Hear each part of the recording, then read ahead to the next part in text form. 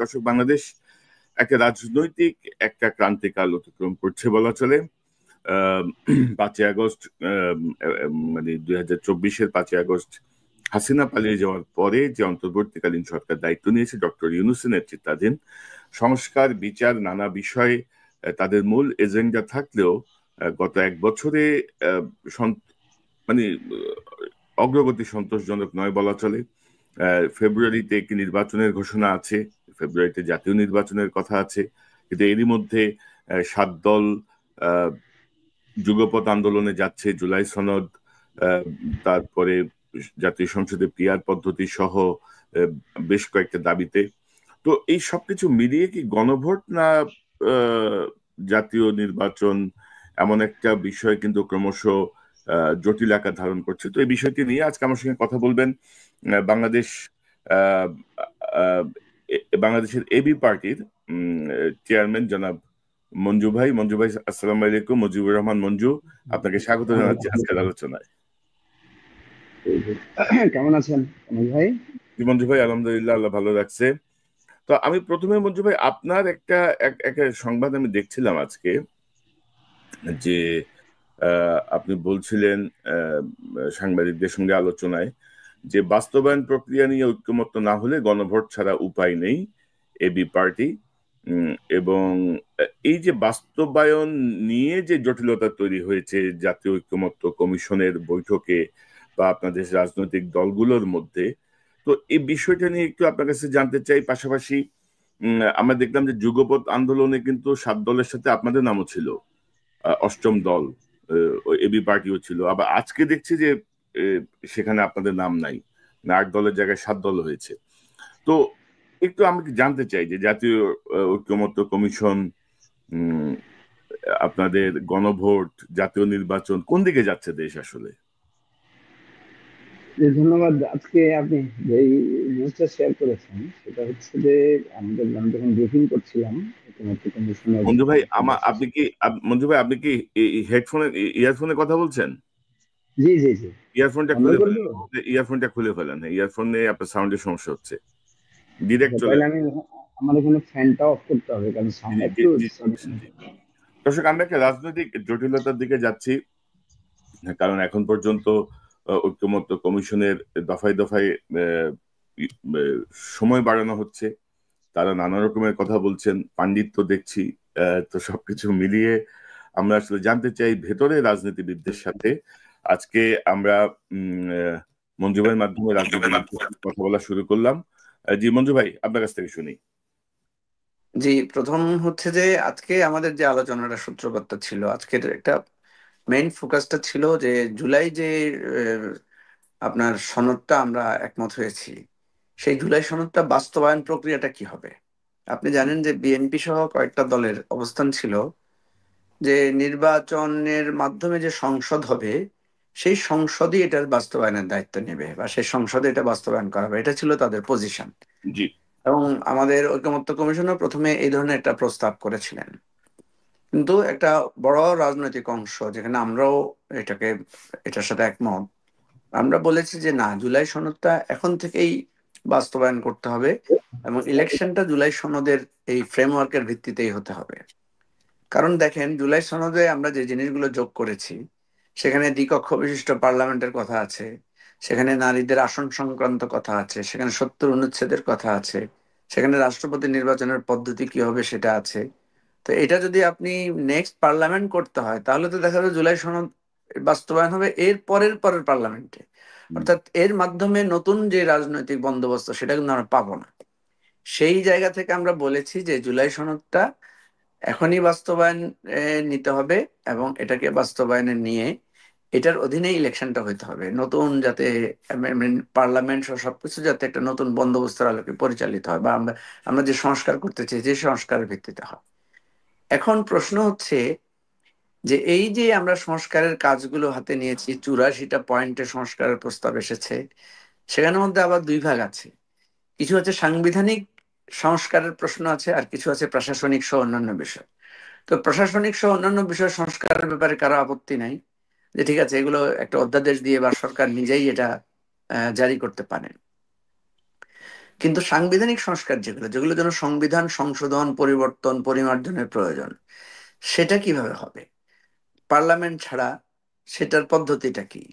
তো সেই জায়গায় আমরা আহ, ঐকমত্য কমিশনকে দেখেছি, তারা বিভিন্ন বিশেষজ্ঞের সাথে পরামর্শ করেছেন যে এটা প্রসেসটা কি। তো ওনারা আজকে একটা মানে কনক্রিট একটা প্রস্তাবনা হাজির করেছেন গত কয়েকদিনের আলোচনার ভিত্তিতে। ওনারা বলেছেন যে একটা কনস্টিটিউশনাল অর্ডার জারি করবেন রাষ্ট্রপতি, এবং সেটার সেই জুলাই সনদটার যে সাংবিধানিক সংস্কারগুলো সেই কনস্টিটিউশনাল অর্ডারের মধ্য দিয়ে এটা জারি হবে, এবং এটা পরবর্তীতে গণভোটের মাধ্যমে এটার আহ, মানে বৈধতাটা নিশ্চিত করা হবে। কারণ গণভোট হচ্ছে চূড়ান্ত জনগণের, যেখানে আমরা যেটা বলি যে জনগণই সকল ক্ষমতার উৎস। তো কনস্টিটিউশনের মানে এত বড় মানে গণভোটটা হচ্ছে ধরেন রাষ্ট্রপতি, বর্তমান রাষ্ট্রপতি এটা জারি করবেন, এবং হুম, এই ডক্টর ইউনূসের এই আমলেই একটা গণভোটের মাধ্যমে সেটা রেটিফাইড হবে। জি জি, ওনারা সেই প্রস্তাবে লিখেছেন যে আমাদের গণভোটটা একই সাথে পার্লামেন্টারি ইলেকশন এবং গণভোট একই সাথে হতে পারে, এই প্রস্তাবনাটা ওনারা দিয়েছেন। তো আচ্ছা। আমরা আমরা যদিও প্রথম দিকে এই ব্যাপারে আমাদের দ্বিমত ছিল। আমরা বলেছিলাম যে আহ, আমাদের কনস্টিটিউশনে এবারে যে যে জাতীয় ঐকমত্যে আমরা যে কনস্টিটিউশনের মেজর রিফর্মের কথাগুলো বলেছি, এই মেজর রিফর্ম কিন্তু পার্লামেন্ট করতে পারে না। কারণ আপনি তো জানেন যে সংবিধানের কিছু মৌলিক জায়গা থাকে যেগুলো অ্যামেন্ডমেন্ট করা যায় না। তো এগুলো অ্যামেন্ড করলে অনেক সময় আমরা দেখেছি এটা আবার হাইকোর্টে, পার্লামেন্ট যখন কোর্ট আবার এগুলোকে বাতিল করে দেয়। হুম, হুম, হুম। তো সংবিধানের এই মেজর পরিবর্তন, মৌলিক, সাধারণত দুটো কাজ হয়, একটা হচ্ছে গণপরিষদ আর একটা হচ্ছে গণভোট। তো আমরা কিন্তু গণপরিষদের প্রস্তাবটাও দিয়েছিলাম যে একটা গণপরিষদ হতে পারে, অ্যান্ড গণভোটও এটা একটা প্রসেস হতে পারে। তো আজকে এই প্রস্তাবটা যখন কমিশন বিশেষজ্ঞ মতামতের আলোকে দিয়েছেন, তারা দুটো কথা বলেছেন। একটা হচ্ছে যে এটা একটা কনস্টিটিউশনাল অর্ডারের মাধ্যমে এটা জারি হবে, এটার এফেক্টিভ হবে, এবং এটা গণভোটের মাধ্যমে এটা চূড়ান্ত অনুমোদনটা হবে। তো আমরা দেখলাম যে আজকেও বিএনপি সহ কয়েকটা দল এটার বিরোধিতা করেছেন। ওনারা একটা বিকল্প প্রস্তাব দিয়েছেন, সেটা হচ্ছে কনস্টিটিউশনের 106, যেটা 106 অনুচ্ছেদ অনুসারে অনুসারে ডক্ট্রিন অফ নেসেসিটির মধ্য দিয়ে এটাকে করা যায় কিনা। তো ডক্ট্রিন অফ নেসেসিটির আবার কিছু সীমাবদ্ধতা আছে, যেটা নিয়ে সেখানে আলোচনা হয়েছে। পরে আমরা আমাদের এবি পার্টির পক্ষ থেকে আমরা একটা সমঝোতা প্রস্তাব দিয়েছি যে একটা কাজ করা যেতে পারে। আজকে যে তিনটা প্রস্তাব মানে তিনটা ধারা উল্লেখ করে যে প্রস্তাবটা দেওয়া হয়েছে, এটা আমরা 106 থেকে মতামত নিতে পারি সুপ্রিম কোর্টে। কারণ ওই যে সুপ্রিম কোর্টে যাতে আবার পরবর্তীতে এই অ্যামেন্ডমেন্ট বা এই বিষয়টা চ্যালেঞ্জ না হয়। তো সুপ্রিম কোর্টের অ্যাপিলেট ডিভিশন যদি এই প্রসেসটাকে মতামত দেয় এই প্রসেসের ব্যাপারে, এবং সেই প্রসেসটা যদি তারা বৈধ মনে করে, তাহলে কিন্তু আমরা প্রেসিডেন্ট মানে কনস্টিটিউশনাল অর্ডার অ্যান্ড দেন আপনার গণভোটের মধ্য দিয়ে আমরা এই জিনিসটা সমাধান করতে পারি। দেখেন কনক সরোয়ার, এখানে একটা জিনিস সেটা হলো যে গণভোটের কথাটা আমরা কেন বলছি। বিএনপি বলছে পার্লামেন্টে এটা করতে হবে, অন্যান্য দল বলছে যে না, আমরা বিশ্বাস করি না, পার্লামেন্টের এই ক্ষমতাও নাই। এক, দুই নাম্বার হচ্ছে এটা পার্লামেন্ট যদি করে এটা বৈধ হবে না। আর দুই নাম্বার হচ্ছে আমাদের এরকম অনেক সনদ, অনেক ঐকমত্য কিন্তু পরবর্তী সরকার এসে এটা বাতিলও করেছে বা তারা সেটা পালনও করে নাই। তাছাড়া আরেকটা প্রশ্ন, আমরা যারা এখানে স্বাক্ষর করছি, আমরা সবাই যে নেক্সট পার্লামেন্টে থাকবো তার তার নিশ্চয়তা কি? বা ধরেন যদি এমনও হয় যে ইলেকশনে দেখা গেলো আমরা যারা স্বাক্ষর করলাম বা যে দলগুলো করেছে এরা কেউই পার্লামেন্টের প্রতিনিধিত্ব করলো না, আমরা তো এখনো জানি না জনগণ কাকে ভোট দেবে। সুতরাং ওই পার্লামেন্টে এই আমাদের স্বাক্ষর করা জিনিসের বাধ্যবাধকতাটা কি হবে? এই ধরনের নানা জটিলতা বক্তব্য তখনই আমরা করতে পারবো। ইভেন আরো কথাও আসতে পারে যে কোনো কোনো দল এসে বলতে পারে যে এখানে তো 30টা দল স্বাক্ষর করেছে, আমরা বাকি দলগুলো তো করি নাই। বা কোনো কোনো নন নির্দলীয় লোকেরা এসে বলতে পারে যে ভাই আমি তো রাজনীতি করি না, তাহলে আমার মতামত তো এখানে প্রতিফলিত হয়নি, আমি তো এই সনদের মানি না। তো সেই জন্য আমরা বলেছি সবচাইতে উত্তম প্রস্তাব হচ্ছে এটা যদি আমরা রেফারেন্ডাম দিয়ে দিই, প্রত্যেকটা নাগরিককে যদি আমরা এটার সাথে ইনক্লুড করি, তাহলে জনগণ এটার একটা সমাধান দিলেন। যেটা জিয়াউর রহমানের সময় কিন্তু এই গণভোটের মাধ্যমে কিন্তু একটা মতামত নেওয়া হয়েছিল। পৃথিবীর বিভিন্ন দেশেও আমরা দেখব যে আপনি দেখেন পূর্ব তিমুর রাষ্ট্র, হ্যাঁ, সেই রাষ্ট্রের স্বাধীনতা কিন্তু গণভোটের মধ্য দিয়ে হয়েছে। তো সুতরাং আমরা এই ধরনের রেফারেন্ডামে আমরা যেতে পারি। আপনি জানেন যে আয়ারল্যান্ড এবং ইংল্যান্ডের মধ্যেও কিন্তু একটা এই রেফারেন্ডামের ভিত্তিতে তাদের বিভক্তির বিষয়গুলো আসছে। তো এনিওয়ে, আমি যেটা বলতে চাই সেটা হলো যে আমাদেরকে যখন আমরা একমত হতে পারছি না পলিটিক্যাল পার্টিগুলো, এবং আমরা সবাই মনে করছি জনগণ এটা চায় না, আমরা সবাই কিন্তু, আপনি তো জানেন যে আমরা মনে করি জনগণ নির্বাচন চায়, জনগণ সংস্কার চায়, জনগণ নিউজ সরকারকে 5 বছরের জন্য চায়। তো আসলে জনগণ কি চায় এটা সরাসরি জনগণের মাধ্যমে তো জিজ্ঞেস করাটাই ভালো। ফলে আমরা শেষ পর্যন্ত এসে আজকে কমিশনের এই কথাটাকে আমরা সমর্থন করেছি যে ঠিক আছে, আপনারা যদি একটা অর্ডার, অর্থাৎ কনস্টিটিউশনাল অর্ডার যদি প্রেসিডেন্ট জারি করে এবং সেটা যদি আমরা পরে গণভোটে দেই এবং সেখান থেকে যদি একটা ডিরেকশন আসে, তাহলে আমাদের কিন্তু এই দ্বিমতগুলো চলে যায়। সবচেয়ে বড় কথা, আপনি যে বিষয়টা মেনে নিয়েছেন যে জুলাই সনদের এই জিনিসগুলোর সাথে আমরা একমত হয়েছি। হ্যাঁ, আরেকটা কথা অনেকে সেখানে তোলার চেষ্টা করেছেন, তারা বলেছেন যে জুলাই সনদের 7টা বা 8টা পয়েন্ট তো কোনো কোনো দল আপনার পয়েন্ট নোট অফ ডিসেন্ট দিয়েছে। তো আমার কথা হচ্ছে, হ্যাঁ, দলের নোট অফ ডিসেন্ট দেওয়ার অধিকার আছে, কিন্তু জনগণেরও তো অধিকার আছে যে সে এই নোট অফ ডিসেন্টকে সে সমর্থন করছে কি না, না সে করে না। তো মজার ব্যাপার হচ্ছে, যেই দলগুলোই বলছে যে আমরা জনগণকেই মানি, জনগণের ভোটের ক্ষমতাকেই মানি, গণভোটের প্রশ্ন আসলে তারা কিন্তু আবার এটাকে মানতে চায় না, বা এটাকে বলছেন যে গণভোট করা। আজকে এমনও কয়েকজন নেতা এরকম বলার চেষ্টা করেছেন যে জনগণ সাংবিধানিক এত হিসাব নিকাশ বুঝে কিনা। তো ভাই, জনগণ যদি হিসেব নিকাশ না বুঝে, আপনি আপনি জনগণের হিসেব নিকাশ শুধু আমি আপনি বুঝি, জনগণ বুঝে না, এটা কি হতে পারে? আর জনগণকে তো আন্ডার এস্টিমেট করার তো কোনো মানে হতে পারে না। জনগণ যদি না বুঝতো, জনগণ যখন বুঝছে যে হাসিনার পতন দরকার, তখনই তো তারা রাজপথে নেমে এসেছে। আর যতক্ষণ আমি জনগণকে বুঝাতে পারি নাই, ততক্ষণ তো জনগণ আমাদের দাবির সাথে একমত হয় নাই। তো এরপরে আরো অনেক কথাও হয়েছে। যাই হোক, আমাদের মৌলিক কথা হচ্ছে যে এই বিতর্কের অবসান হওয়া দরকার। আমরা ঐকমত্য হতে পারলে খুবই ভালো। আর আমরা যদি ঐকমত্য হতে না পারি, তাহলে জনগণের আদালতে আমাদেরকে যেতে হবে। আমরা যখন কেউ কারো বিচার মানি না, তখন আমরা কি করি? আমরা আদালতে যাই। আমরা জনগণকে সাক্ষী মানি যে ঠিক আছে, মানুষ যেটা বলে আমরা সেটা করব। তো সুতরাং এই জায়গাটায় আমি মনে করি যে আমরা মোটামুটি কাছাকাছি এসেছি। আজকেও যারা ভিন্ন মত পোষণ করেছেন, কমিশনকে আমরা অনুরোধ করেছি যে আপনারাও এখন চেষ্টা করেন, এখন আমরা চেষ্টা করবো। বিএনপি গণভোটে একমত না, আর কেউ কি আছে বিএনপির সাথে যারা গণভোট চাচ্ছে না? হ্যাঁ, বিএনপির সাথে গণফোরাম আছে, তারপরে 12 দলীয় জোট আছে, তারপরে এনডিএম আছে, এই ধরনের আরো কিছু দলের পজিশন আছে যারা এই গণভোটের বিপক্ষে কথা বলেছেন। কেউ কেউ 106 এর কথা বলেছেন, হুম। বিএনপিও 106 এর কথা বলেছে। তো দেখা যাক। আমার কাছে মনে হয় যে কমিশন যেহেতু এটা নিয়ে সময় চেয়েছে বা সময় নিয়েছে, প্রফেসর ইউনূস দেশে ফেরার আগ পর্যন্ত ওনারা অপেক্ষা করবেন। তো দেশে ফিরলে এটার হয়তো একটা ফয়সালা বা সমাধান আশা করি হয়ে যাবে।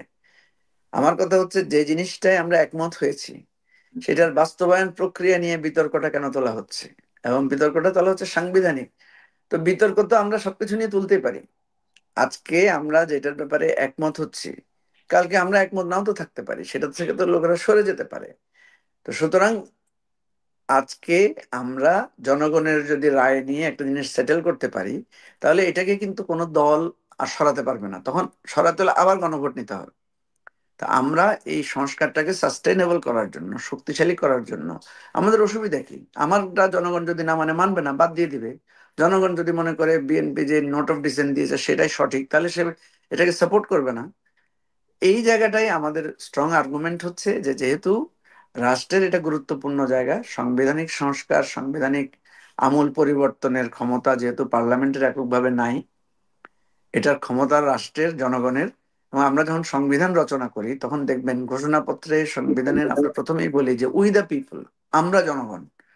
তা আমরা জনগণকে এই ক্ষমতাটা দুটো ভাবে হতে পারে। একটা হচ্ছে গণপরিষদ নির্বাচন, যেই গণপরিষদকে মানুষ এখতিয়ার দিবে যে সে নতুন সংবিধান প্রণয়ন করবে, অথবা পুরা সংবিধানকে সংস্কার করবে, সংবিধানের যে কোনো ধরনের পরিবর্তন সে করতে পারবে। কিন্তু নির্বাচিত পার্লামেন্ট সংবিধানের যে কোনো পরিবর্তন করতে পারে না। সংবিধানের কিছু কিছু জায়গা থাকে, যেমন আপনাকে আমি বলি যে আমাদের এই যে তত্ত্বাবধায়ক সরকার ব্যবস্থা, এটাকে আমরা বলতে চাই যে এটা কোনো সাধারণ সংখ্যাগরিষ্ঠতা বা আপনার 2/3 মাধ্যমে এটা পরিবর্তন করা যাবে না। এটাকে পরিবর্তন করতে হলে আবার গণভোটে যেতে হবে।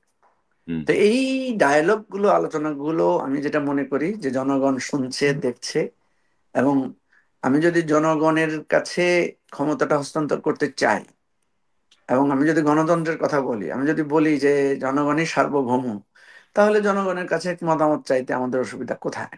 তো মঞ্জু ভাই, মঞ্জু ভাই, অনেকে মনে করছেন যে এর একটা জটিল রাজনৈতিক একটা আবহ তৈরি করে দেশটা অস্থিতিশীল অবস্থার দিকে যে অন্য কোনো মতলব আছে কোনো কোনো। এবং আমরা যেটা দেখছিলাম যে আপনারাও এই 7 দলের সাথে ছিলেন প্রথম দিকে। এই সংবাদ বেরিয়েছে যে এবি পার্টিও আছে, আমার বাংলাদেশ পার্টি, তারও আছে এই আন্দোলনে। তা আজকে থেকে দেখছি যে আপনাদের নাম আর নাই। তো এই এই যে যুগপৎ এই আন্দোলনটা কিভাবে দেখেন? উভয়, ধরেন একটা জায়গায় তো আমরা দেখলাম যে উচ্চ কক্ষে পিআর এর ব্যাপারে কিন্তু বিএনপিও একমত হয়েছিল মোটামুটি। এখন দেখা যাচ্ছে উভয় পক্ষ মানে উভয় কক্ষেই পিআর পদ্ধতি চাচ্ছে এই 7টা দল। তো সব মিলায় আপনার কি মনে হয় জাতীয় পার্টি নিষিদ্ধ করা বা এই যে যুগপৎ আন্দোলন, এটা আপনার পয়েন্ট অফ ভিউ থেকে কিভাবে দেখছেন আপনি? আচ্ছা, এই বিষয়টা একটু ক্লিয়ার করি। প্রথম কথা হচ্ছে যে এটা একটা মিসলিডিং নিউজ। যে নিউজটা এসেছে এটার জন্য কিন্তু আমরা একটা রিজয়েন্ডারও দিয়েছি, আমরাও দিয়েছি, গণ অধিকার পরিষদও দিয়েছে, এনসিপিও দিয়েছে, এনসিপি সবার আগে দিয়েছে। আমাদের যেই রিজয়েন্ডারটা ছিল সেখানে আমরা বলেছি যে এই ধরনের যুগপৎ আন্দোলনের কোনো সিদ্ধান্ত বা চিন্তা আমরা এখনো ফাইনাল করি নাই। তবে এই দাবিগুলোর ব্যাপারে আমাদের মধ্যে আলোচনা হয়েছে। দেখেন, আমরা কিন্তু এবি পার্টি, আমরা কিন্তু একটা মধ্যস্থতার ভূমিকা রাখি। এই যেটা জাতীয় ঐকমত্য কমিশনও কিন্তু আমরা সবসময় চেষ্টা করি ডান বাম ইসলামপন্থী জাতীয়তাবাদী সকল দলগুলোকে যাতে কাছাকাছি রাখা যায়, এবং আমরা বারবার এটা বলার চেষ্টা করি যে আমরা যেহেতু জুলাই গণ অভ্যুত্থানে সবাই একসাথে রাজপথে ছিলাম, আমাদের মধ্যে এই ফেসিবাদ থেকে মুক্তির জন্য যে একটা ঐক্য তৈরি হয়েছিল, আমরা সেই ঐক্যটা বজায় রাখার জন্য আমাদের মধ্যে যাতে বড় ধরনের বিভেদ তৈরি না হয়, আমরা কিন্তু একটা সমঝোতামূলক, একটা ভারসাম্যমূলক পরিস্থিতির জন্য আমরা কাজ করি। ফলে নানা দলের সাথে কিন্তু আমাদের আলোচনা হয়। তো আপনি যেটা বলেছেন যে এই যে পিআর এর ব্যাপারে, কিন্তু আমরা উভয় পক্ষে পিআর এর ব্যাপারে একমত হই নাই। আমরা বলেছিলাম আমরা উচ্চ কক্ষে পিআর চাই, তবে উচ্চ কক্ষ যদি পিআর না দেয় তাহলে আমরা উচ্চ কক্ষে রাখার পক্ষে না, এবং সেক্ষেত্রে আমরা বলেছি তাহলে নিম্ন কক্ষে মিক্সড হতে হবে। 200 আসনে সরাসরি নির্বাচন হবে, 100 আসনে পিআর হতে পারে। তা এখন পিআরটাও সেটা হচ্ছে ভোটের পিআর। তো এনিওয়ে, যে কথাটা আপনি বলেছেন যুগপথের যে কর্মসূচি বা যেই দাবিগুলো, এই দাবিগুলোর সাথে কিন্তু আমাদের মোরললেস আমরা কিন্তু কাছাকাছি অবস্থানে আছি। কিন্তু আন্দোলনে যাওয়ার ব্যাপারে আমরা কোনো অফিসিয়াল ডিক্লারেশন বা সিদ্ধান্ত আমরা জানাই নাই। যারাই এই নিউজটা প্রচার করেছেন তারা এটা বস্তুনিষ্ঠ সংবাদ না, নাম্বার ওয়ান। নাম্বার টু হচ্ছে আমরা মনে করছি যেহেতু একটা আলোচনা চলমান আছে, যেখানে আমরা প্রতিদিন কথা বলতে পারছি, যেখানে আমরা আর্গুমেন্ট তুলে ধরতে পারছি, সেরকম একটা পরিস্থিতিতে এখনই আন্দোলনে নেমে পড়লে দুটা সমস্যা হতে পারে। সেটা হতে পারে অন্যরাও পাল্টা আন্দোলনের রাজপথে শক্তি দেখানো শুরু করবে। তখন দেখা যাবে যে যে আপনি যখন বলবেন যে আমি আমার দাবিতে আন্দোলন করছি, অসুবিধা কি? আরেকজন বলবে যে আমি আমার দাবিতে আন্দোলন করছি, সমস্যা কি? মানে আমি উদাহরণ হিসাবে আপনাকে বলছি, ধরেন আমি যদি আজকে পিআর এর পক্ষে রাস্তায় নামি, আরেক পক্ষ যদি মনে করে যে আমরা পিআর মানি না, পিআর এর বিপক্ষে রাস্তায় নামি, তাহলে কি হবে? উভয় পক্ষের তো অধিকার আছে রাস্তায় নামার, উভয় পক্ষেরই তো আপনার জনবল আছে রাস্তা ইয়ে করার। তাহলে দেখা যাবে যে আমরা যে একটা সমঝোতামূলক আলোচনার মধ্যে আছি, এখানে তখন এক ধরনের শক্তি প্রদর্শনের প্রবণতা তৈরি হবে। হ্যাঁ, কিন্তু আমরা স্বীকার করি না, যে অলরেডি অবশ্যই ধরেন, অলরেডি তো বিএনপি, মানে বিএনপির পক্ষ থেকে বলে দেওয়া হয়েছে তারা রাজপথে এটাকে মোকাবেলা করবেন। তো রাজপথে রাজনৈতিক দলের মোকাবেলা মানে তো সংঘাত। তো এই সংঘাত আবার অন্য কোনো পরিস্থিতি তৈরি করে কিনা, এটা নিয়ে হচ্ছে আসলে আমাদের কনসার্নের জায়গাটা আর কি, চিন্তার জায়গাটা এটা। আমি আজকেও আমি অনেকগুলো মিডিয়া ফেস করেছি যেখানে আমাকে অনেকে প্রশ্ন করেছে যে এই আন্দোলনটা সঠিক হচ্ছে কিনা, এই আন্দোলন করাটা ঠিক হবে, ঠিক হচ্ছে কিনা। আমি বলেছি দেখেন, আন্দোলন করাতে তো কোনো বেঠিকের কিছু নাই। যে কেউ যে কোনো বিষয় নিয়ে রাজপথে আন্দোলন করতে পারে। কেউ কেউ স্ট্র্যাটেজি নিতে পারে যে আমি টেবিলেও সংলাপ করব, আবার রাজপথেও সংগ্রাম করব, আন্দোলন করব। তো এখন এটা তাদের ব্যাপার। সুতরাং যারা আন্দোলনের ডাক দিয়েছেন তাদের ব্যাপারে আমি নেগেটিভ কিছু বলতে চাই না, নেগেটিভ কিছু দেখিও না। আমি মনে করি এটা তাদের পলিটিক্যাল স্ট্র্যাটেজি, এটার পিছনে নিশ্চয়ই তাদের কোনো একটা কৌশল আছে। এখন আন্দোলনটা কার বিরুদ্ধে? আন্দোলনটা তো বিএনপির বিরুদ্ধে না, আন্দোলনটা তো, দাবিটা তো সরকারের কাছে। তো এখন বিএনপি যদি এটাকে তার দিকে টেনে নিয়ে সেও পাল্টা আন্দোলনে যায়, তখন দেখা যাবে যে রাজপথে এক ধরনের পাল্টাপাল্টি কর্মসূচি শুরু হবে, এবং জনগণ নিশ্চয়ই এটাকে ভালো চোখে দেখবে না। এখন জনগণ হয়তো তখন বলবে যে এই পক্ষকে বলবে এই পক্ষ কেন আন্দোলনে নামলো, তার কারণে তো বিপক্ষ নেমেছে। এই ধরনের আবার দেখা যাবে যে পাল্টাপাল্টি অভিযোগের জায়গায় আমরা চলে যাব। আমরা যেহেতু ঐকমত্যে পৌঁছে গেছি, শুধু আমাদের মধ্যে একটা সংকট, সেটা হচ্ছে 7টা বা 8টা পয়েন্টে বিএনপি সহ কয়েকটা দল তারা নোট অফ ডিসেন্ট দিয়েছে।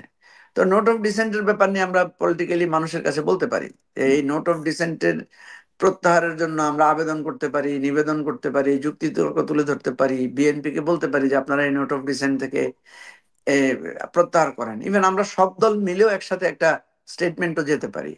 ইভেন আমরা রাজপথে কর্মসূচিও দিতে পারি যে বিএনপির এই নোট অফ ডিসেন্টটা জনগণের স্বার্থে প্রত্যাহার হওয়া দরকার, এটা আমরা বলতে পারি। বিএনপি তখন সেটাকে কিভাবে নিবে, হয়তো হ্যাঁ, আমাদের।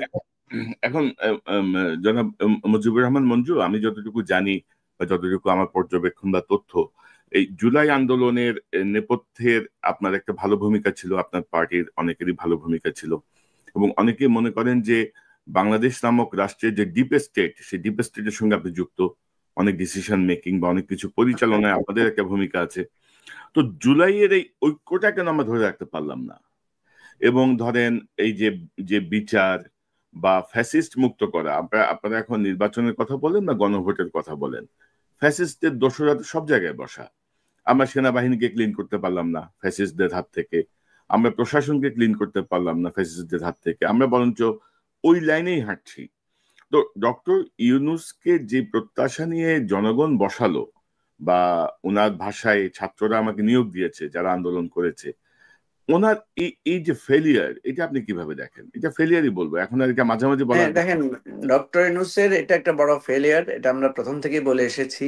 আমি ওনাকে ব্যক্তিগতভাবে সামনাসামনিও বলেছি যে আপনার উচিত ছিল, আপনি যখন এই দায়িত্বটা বাধ্য হয়ে বা যেভাবে হোক আপনি নিয়েছেন, আপনার উচিত ছিল এই গণ অভ্যুত্থানের সকল পক্ষকে নিয়ে একসাথে প্রথমে বসার।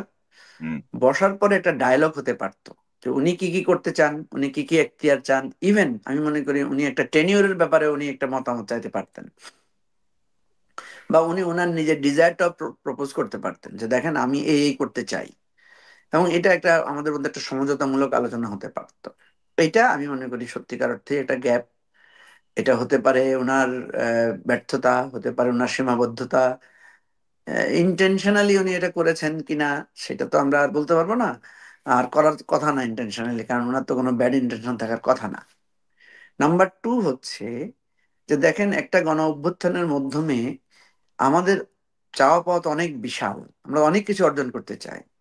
তো পৃথিবীতে সবকিছুকে আমরা অর্জন করতে পারি? সব তো পারি না। যেমন দেখেন, আমাকে যদি আপনি ব্যক্তিগতভাবে বলেন যে আমি মনে করি যে শেখ হাসিনার পতন হয়েছে এবং শেখ হাসিনা পালিয়ে গেছে, এবং সেটা ভারতে গিয়ে পালিয়েছে, এই তিনটা জিনিসকে আমি একটা অবিস্মরণীয় অর্জন মনে করতে চাই।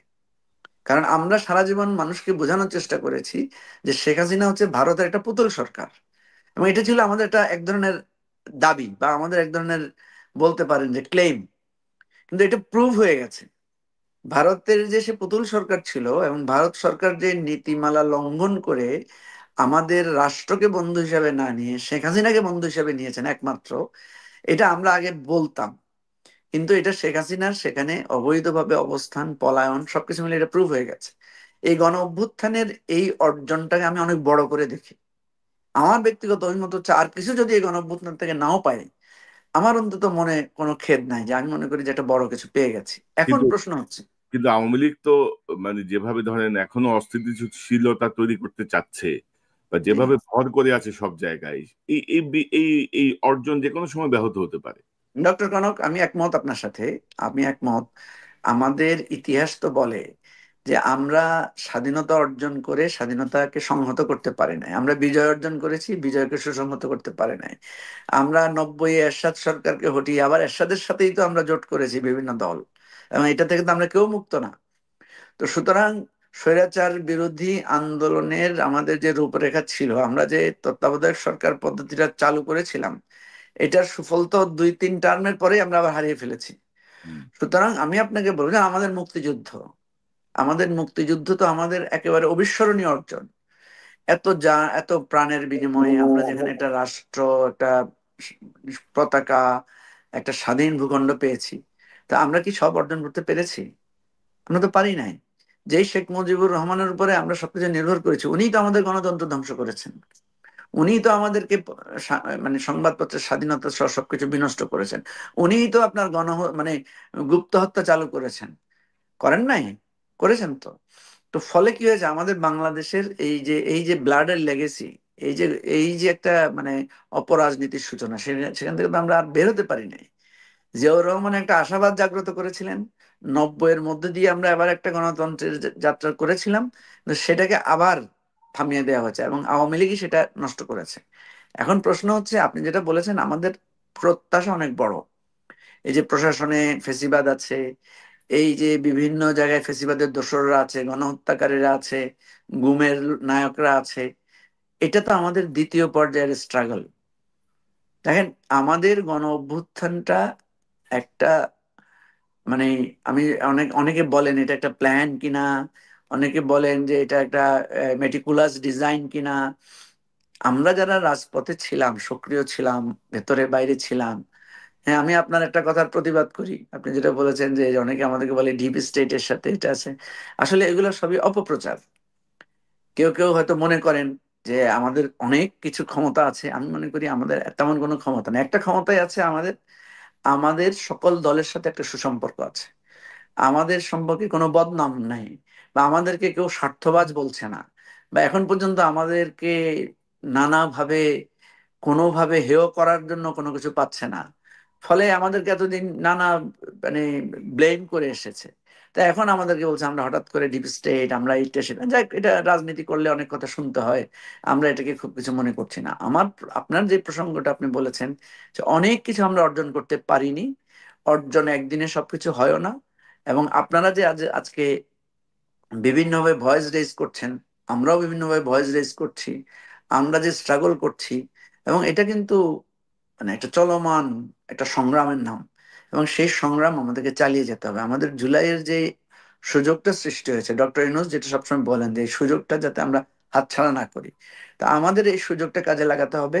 এবং আপনি যেটা বলেছেন যে এটা অনবরত আমাদেরকে এই দাবিটা দিতে হবে, যে আমাদের ফ্যাসিস্টরা যাতে কোনো সুযোগ না পায়, ফ্যাসিজম যাতে ঢুকে না পড়ে, আমাদের অনৈক্যের সুযোগে যাতে আমাদের গণতান্ত্রিক অভিযাত্রা ব্যাহত না হয়, আমরা যে সংস্কার এবং পরিবর্তনের কথা, নতুন রাজনৈতিক স্বপ্ন বন্দোবস্তের কথা আমরা যেটা বলছি, সেটা থেকে যাতে আমরা বিচ্যুত না হই। না, কিন্তু ওটা তো আছে মঞ্জু ভাই, কিন্তু ধরেন নতুন যেই যেই ছাত্র জনতা, নতুন যে নেতৃত্বটা আমরা দেখছিলাম ছাত্রদের মধ্যে, তারাও তো ডিরেইলড। তারাও কেন এই অবস্থায় হয়ে গেল, মানে তারাও কেন বিপ্লবটাকে ধারণ করতে পারলো না? মানে তাদের বিরুদ্ধে যেসব অভিযোগ বা তাদের যেসব কার্যক্রম, হ্যাঁ, তারা নিজেরাই তো আসলে সিদ্ধান্ত নিতে পারছে না। ডক্টর ইউনূস একজনকে পরিচয় করাই দিলেন যে তিনি মেটিকুলাইজ ডিজাইনের মানে জনক। তো মানে এইসব বলে মানে কি হচ্ছে, মানে আমরা আসলে ধরেন জুলাই শহীদদের একটা একটা সঠিক নির্ভুল তালিকা এখন পর্যন্ত করতে পারে নাই। জুলাই শহীদ আহতদের চিকিৎসার আসলে কি অবস্থা আমরা কিন্তু ভাষা ভাষা জানি, আমরা স্পষ্ট জানি না।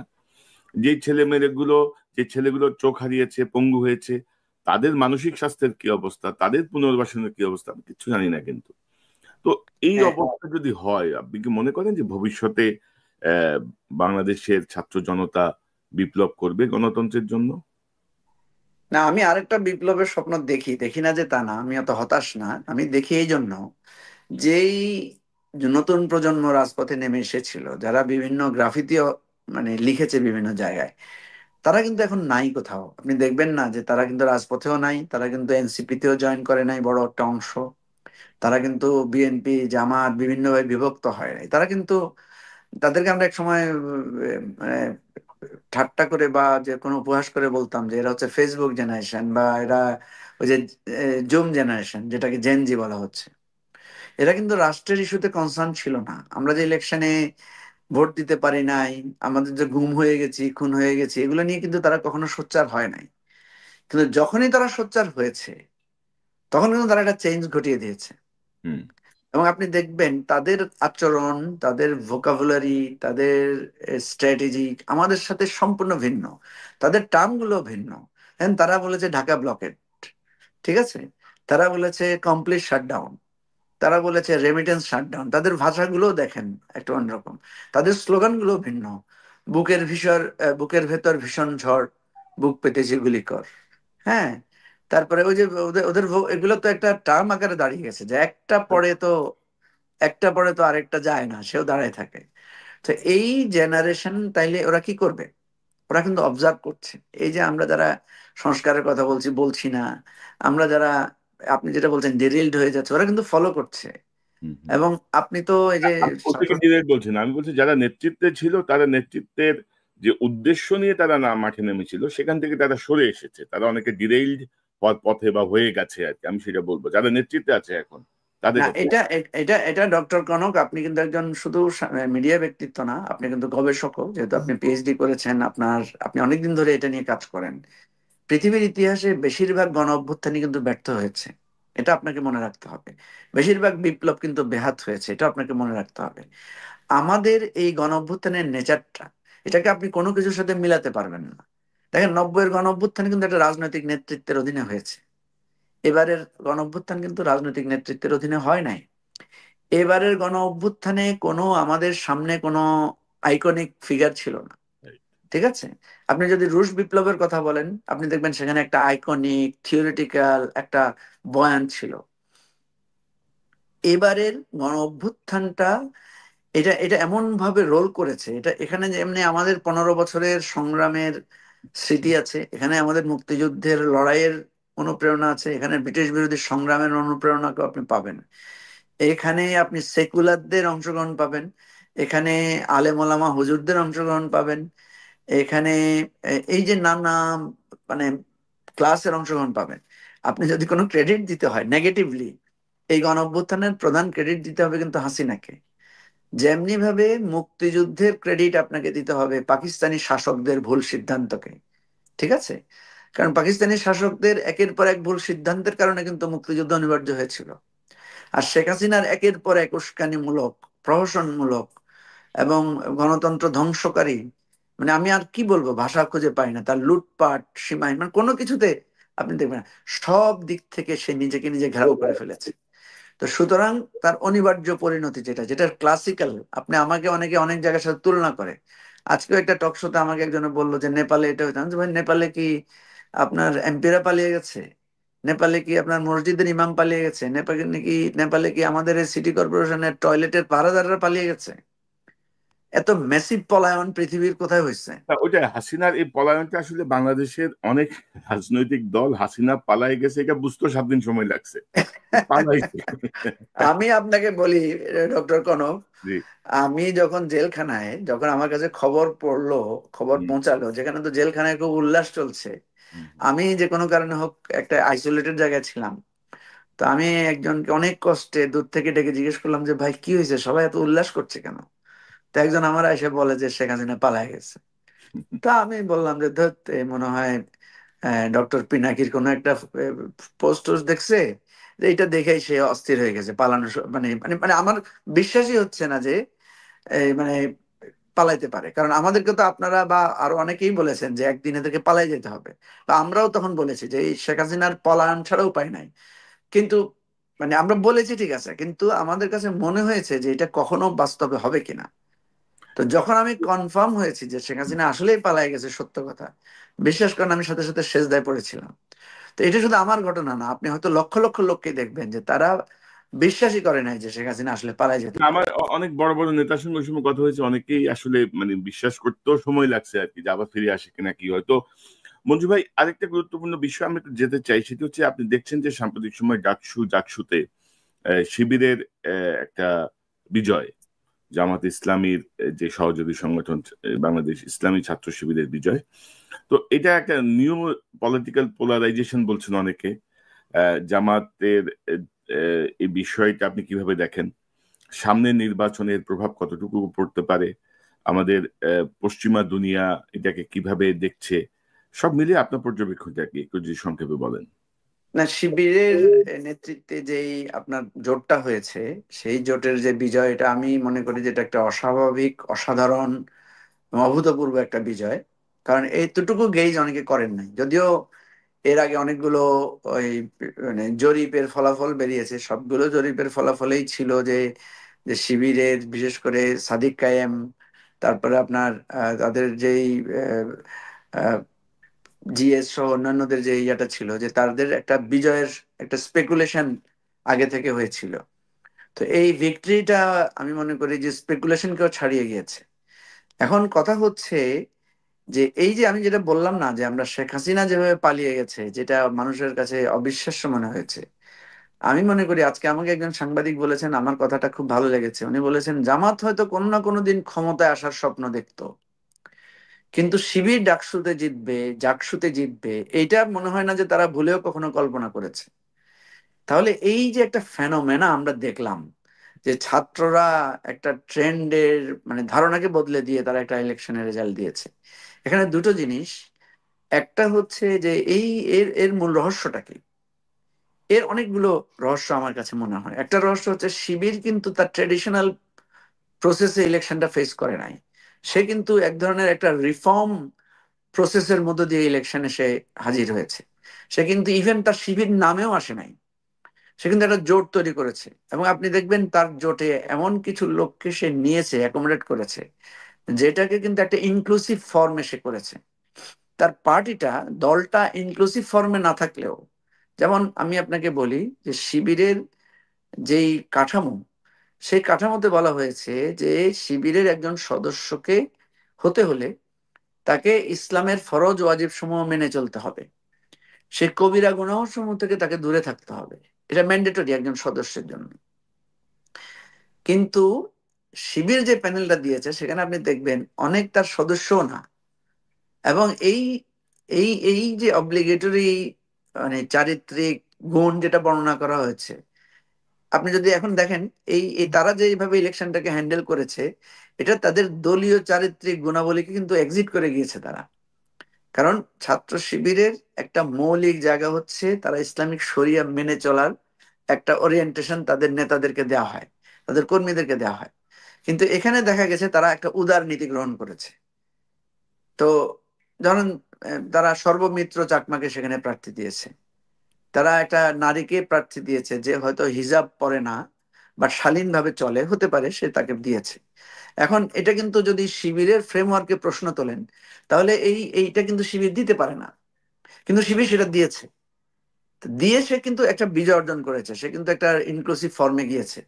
যাওয়ার কারণে আমি কিন্তু এটার মধ্যে দিয়ে একটা বিরাট রিফর্ম ইস্যু দেখি, যে সে যেহেতু এটাতে চলে গেছে, সুতরাং এখান থেকে কিন্তু তাকে আর ফিরে আসার তার সুযোগ নেই। তাকে অনবরত সামনের দিকে যত পারলাম, যত মানে ছাত্র সংসদে সে ইলেকশন করুক, তাকে কিন্তু এই পলিসির মধ্যে থেকে যেতে হবে।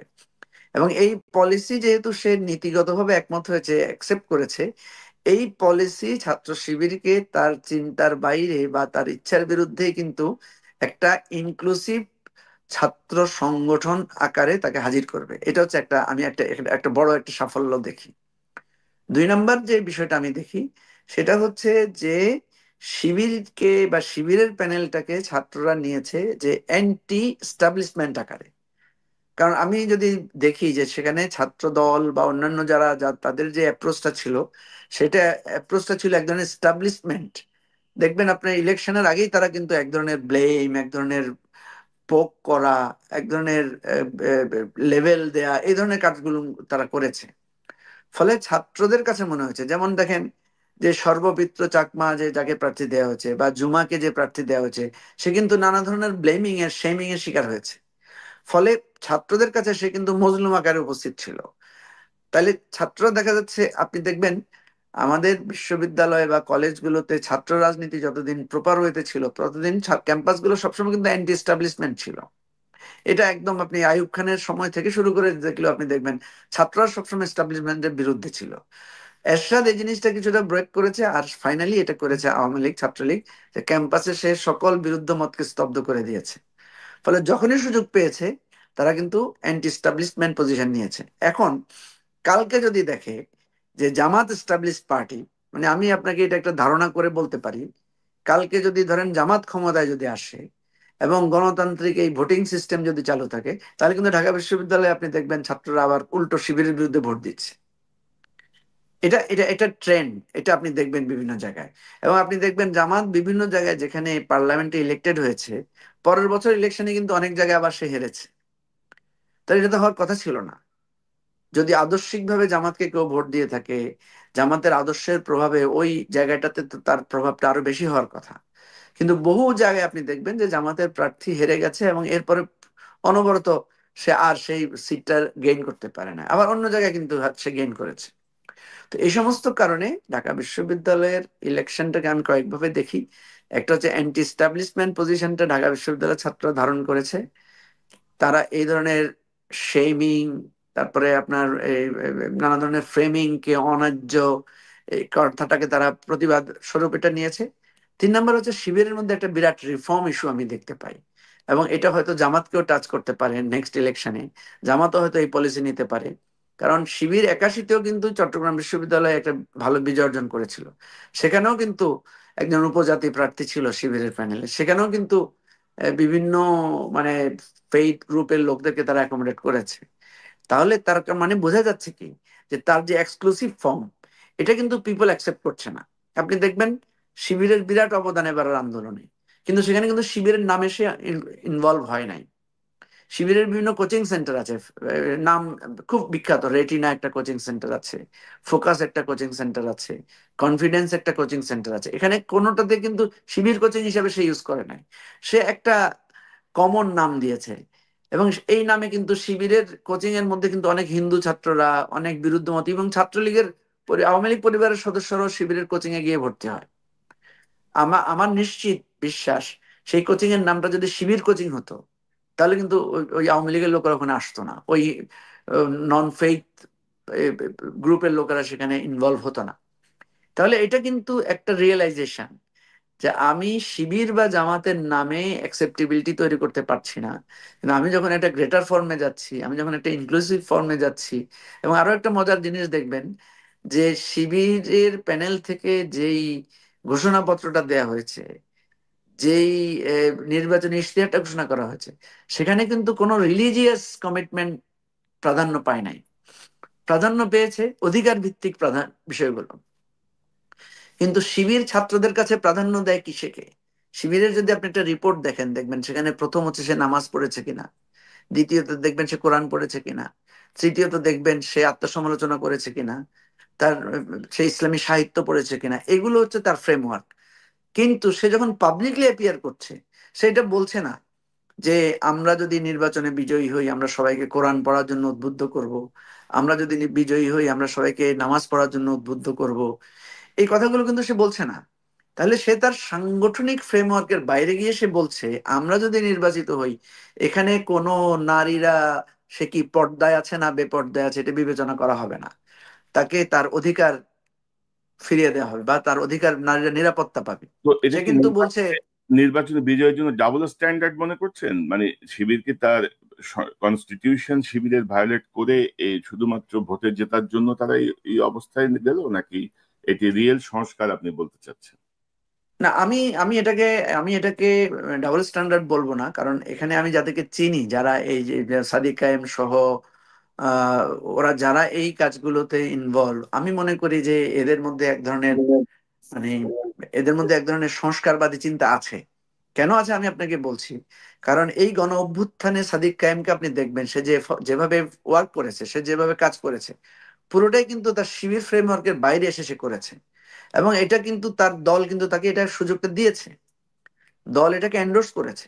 সেই জন্য আমি এটাকে রিফর্ম আকারে দেখি। এখন এটা যদি রিফর্ম আকারে না নিয়ে সে যদি ডাবল স্ট্যান্ডার্ড কৌশল আকারে দেখে, তাহলে এটা কিন্তু বেশি দিন সাস্টেন করবে না। এরপরের ইলেকশনে কিন্তু সে ফেল করবে। এবং মানে এটা তো এমন একটা অবস্থা হবে, কোনো কারণে যদি সে ফেল করে তাহলে কিন্তু তার এক্সিস্টেন্স প্রশ্নবিদ্ধ হয়ে যাবে। তো মঞ্জু এখন ভাই, এখন মঞ্জু ভাই, আপনি তো একসময় শিবিরের সভাপতি ছিলেন। জি জি ছিলাম।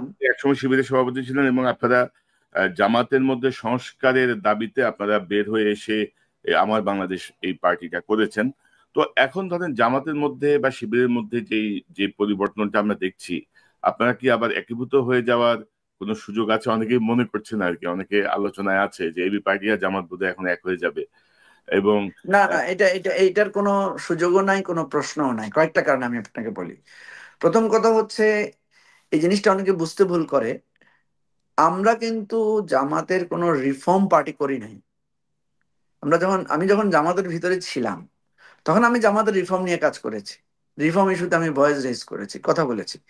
যখন আমি সেখান থেকে বহিষ্কৃত হয়েছি, এবং আমি জামাতে কিন্তু বহিষ্কৃত হলে আবার জামাতে ফিরে যাওয়া যায়, তো আমি তো ফিরে যাইনি। কারণ আমি যেই ইস্যুতে মানে যে ইস্যুতে আমাকে বহিষ্কার করা হয়েছে, সেই ইস্যুতে আমি নিজেকে খুব গর্বিত মনে করি। কারণ আমি মনে করি যে আমি আমার একটা ভয়েস আমি রেজ করতে পেরেছি, এবং আমি মনে করি আজ হোক কাল হোক জামাত এই রিফর্ম মাস্ট। এবং এই যে আজকে শিবিরের ছেলেরা যে প্রসেসটা নিয়েছে, আমি তো তাদেরকে সাধুবাদ জানাই যে তারা কৌশলে এক ধরনের রিফর্ম করে ফেলেছে পার্টির মধ্যে, এবং এটা করবে আগামী দিনে। যারা শিবির করবে আপনি দেখবেন তারা এই রিফর্মটাকে অ্যাকসেপ্ট করবে। এখন যখন জামাত আবার পেছন থেকে টেনে ধরার চেষ্টা করবে, বা দলের মধ্যে কিন্তু এখন বিভিন্ন প্রশ্ন উঠবে, যেমন সাদিক কায়েম, সে শিবিরের কিন্তু একটা সিনিয়র নেতা। সে যখনই দলের কোনো ফোরামে যাবে তাকে কিন্তু পর্দা সম্পর্কে প্রশ্ন করবে লোকেরা, যে আপনি যে নারীদের সাথে এভাবে হেসে খেলে কথা বলেছেন, এটা কোরআন অনুমোদন দেয় কিনা, শরিয়া অনুমোদন দেয় কিনা, এই প্রশ্নটা তাকে কিন্তু করবে দলের মধ্যে। কারণ শিবিরে কিন্তু এক ধরনের ট্রান্সপারেন্সি আছে, অর্থাৎ প্রশ্ন করা যায়। তো তখন সাদিক খানকে কিন্তু এই প্রশ্নটার উত্তর দিতে হবে। এবং আপনি দেখবেন তারা যখন ডাকসু হ্যান্ডেল করতে যাবে, তাকে ডাকসুর সাংস্কৃতিক অনুষ্ঠান পরিচালনা করতে হবে না, সেখানে রবীন্দ্রসঙ্গীত নজরুল গীতি কম্পিটিশন হবে না। সাদিক কায়েমকে তো সেই সমস্ত অনুষ্ঠানে অতিথি হিসেবে থাকতে হবে বা বাজেট এলোকেশন করতে হবে। পার্টির মধ্যে কিন্তু তাকে অনবরত এই প্রশ্নগুলো ফেস করতে হবে, এই শরিয়ার দ্বন্দ্বটা তার মধ্যে থাকবে। তাহলে তাকে কিন্তু একটা ফাইট করতে হবে, তাদেরকে কিন্তু এটা ফেস করতে হবে। আমি এই জায়গাটাই রিফর্মের বিজয়টা দেখি। সেটা আলাদা বিষয়, জামাত রিফর্ম হবে কিনা, শিবির রিফর্ম হবে কিনা, সেটা আলাদা। আমরা যে পার্টিটা করেছি এটা কিন্তু রিফর্ম জামাত বা রিফর্ম পজিশনে করি না, আমরা একটা নতুন কনসেপ্ট নিয়ে পার্টিটা করেছি। এবং এটার সাথে জামাতের আর কোনো ফিরে যাওয়ার, জামাতের সাথে ঐক্যভূত হওয়ার কোনো প্রশ্নই নাই। তো আপনার কাছে এটা আমার আমাদের কনসেপ্টটা, সম্পূর্ণ পৃথক, সম্পূর্ণ নতুন আইডিয়া নিয়ে আমরা করেছি। এবং আমাদের দলটা করার সময় আমরা বলেছি যে 15 বছরের মধ্যে যদি আমাদের এই দলের সাফল্য না হয়, 15 বছর পরে আমাদের দলটাকে আমরা এমনি বিলুপ্ত করে দিব। কারণ আমরা মনে করি একটা পলিটিক্যাল কনসেপ্ট এর সাফল্য এবং ব্যর্থতা 15 বছরের মধ্যেই এটাকে হয় হয় এটা ক্লিক করতে হবে, আদার দেন এই প্রজেক্ট আর কখনোই দাঁড়াতে পারবে না। সেটা আমাদের নিজস্ব একটা আলোচনা আছে। জি, মঞ্জু ভাই, আমরা দুইটা প্রসঙ্গ নিয়ে আলোচনা করে শেষ করবো। একটা যেটা আমি আপনাকে বলছিলাম যে ধরেন আহ জামাতের এই জাকসুর পরে জামাত মনে করছে যে সকল ছাত্র সংসদে তারা এককভাবে চলে আসবে এবং এর একটা প্রভাব জাতীয় নির্বাচনে পড়বে। এবং অলরেডি একটা প্রচারণা চলছে যে আওয়ামী লীগকে দেখেছেন, বিএনপিকে দেখেছেন, এবার জামাতকে একটু দেখেন। তো জামাতের অনেকেই স্বপ্ন দেখছেন যে তারা হয়তো ক্ষমতায় চলে আসছেন বা তারা এমন একটা স্টেকে থাকবেন, তাদের একটা ভালো ভাগ দিতে হবে। তো বর্তমান যে বৈশ্বিক প্রেক্ষাপট, মানে এই সম্ভাবনা আপনি কতটুকু দেখেন, প্লাস এই বর্তমান যে বিশ্ব রাজনীতি বা জিও পলিটিক্যাল সিচুয়েশন বাংলাদেশের, সেখানে এইটার প্রভাব কি হতে পারে একটু যদি সংক্ষেপে বলেন, তারপর আমরা আরেকটা প্রসঙ্গে যাব। না, প্রথম কথা হচ্ছে যে দেখেন, প্রভাব বিচার করে তো আর রাজনীতি করা যাবে না। আপনি যদি বলেন যে আপনি যদি ভালো করেন, এটার থ্রেট কি আছে, এটা তো আলাদা জিনিস, দলীয় আলোচনার বিষয়।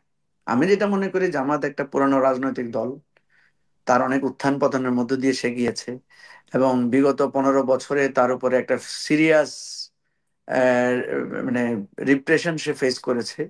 এবং জনগণের যে সিম্পেথি জামাতের প্রতি ছিল, জামাত সেই সিম্পেথিটা 100 ভাগ সেটাকে সে ক্যাশও করেছে। এবং সেটার আলোকে আমি মনে করি বাংলাদেশের এই 54-55 বছরের ইতিহাসে জামাতের সবচাইতে বড় সুদিন এখন উপস্থিত হয়েছে।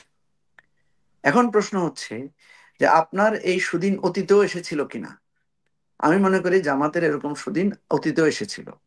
একটা এসেছিল জিয়াউর রহমান ক্ষমতা গ্রহণের পরে, যখন জামাতের উপরে নিষেধাজ্ঞা প্রত্যাহার করা হয়েছে। আরেকটা সুদিন এসেছিল যখন জামাত সরকারের অংশীদার হয়েছিল, জামাতের আমির সেক্রেটারি জেনারেল যখন মিনিস্টার হয়েছিলেন, যারা এই রাষ্ট্রের স্বাধীনতার পক্ষে ছিলেন না, তারা সেই রাষ্ট্রের মন্ত্রী হয়েছেন, এমপি হয়েছেন, মানে 18 জন 20 জনের মতো। সুতরাং এটার চাইতে সুদিন আর মানে সুব্যবস্থা আর কি হতে পারে? কিন্তু সেখানেও দেখা গেছে, কিন্তু এরপরে জামাত কিন্তু আর আগাতে পারে না। এরপরে তাকে নানা ষড়যন্ত্র, নানা পরিস্থিতি, বিএনপির সাথে নানা দ্বন্দ্ব সংঘাত, নানা রকমের কিছু তাকে ফেস করেছে।